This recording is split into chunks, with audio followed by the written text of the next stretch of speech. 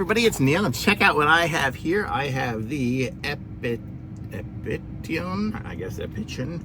It's a dashboard cover for my Tesla. So we're gonna give this thing a try. I've got my dashboard over there, and I've got this here. So let's open it up and see what's inside. It looks like the bag is here.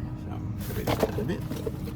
So let's see what it looks like here. It comes in a bag, which is kind of interesting. I don't know, because I think once I set it up, I would just leave it there. But let's see. Unboxing it with one hand is not the easiest thing, but here we go.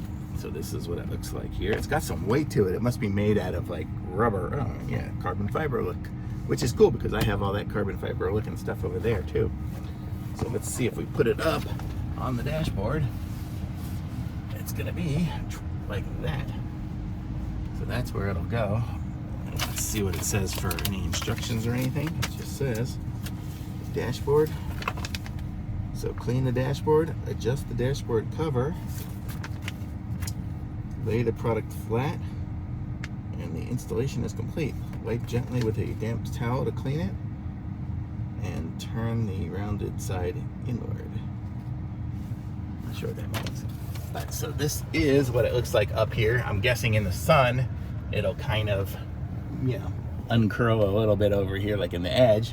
But it looks super cool, and it's a nice looking dashboard now. So I'm gonna move this up here a little bit, get it centered, and I am gonna leave this on my car. So this is my new dashboard cover. So anybody who comes for a ride gets to see it. So really cool. So it's this one here, the